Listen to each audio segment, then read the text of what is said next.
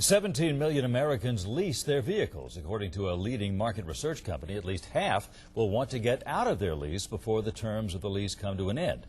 Now, getting out used to cost thousands of dollars, but now consumer advisor Clark Howard says there's a cheaper way to dump your leased car.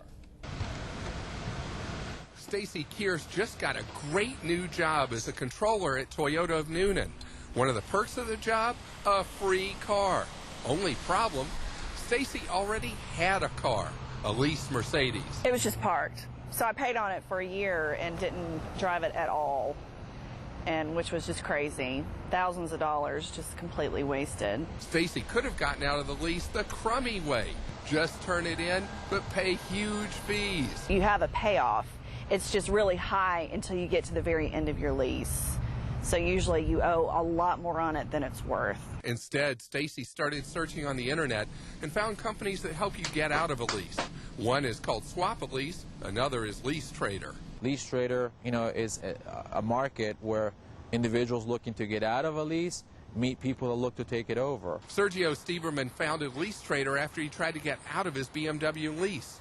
He says before you lease a car, it's important to remember you're signing a contract, and not all companies will allow you to trade your lease. You want to make sure that when you do get a lease, your company allows for transfers. Transfers means if you look to get out at a certain time, they will allow you to transfer or have the lease assigned to another credit-qualified buyer. Mercedes-Benz, GMAC, which is all the GM brands, and other car companies will transfer a lease without holding you, the original buyer, responsible for the contract after the sign-over.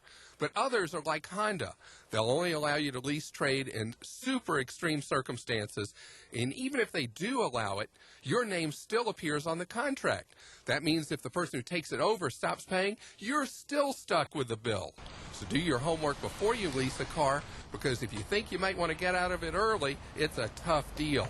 As lease trading becomes more popular, though, the owner hopes more car companies relax their rules about trading leases. Well, our goal is to get every company to allow their customers, to transfer the lease. Now beware, there are lots of phony balonies out there who say they'll get you out of your lease, and all they do is get you into more trouble. And speaking of trouble, leasing is almost always a bad idea. You know who should lease? Almost nobody. Only if you like new wheels every 2 years, or there's a special deal from the manufacturer for 3 years or less. Otherwise, don't lease. I'm Clark Howard, Channel 2 Action News.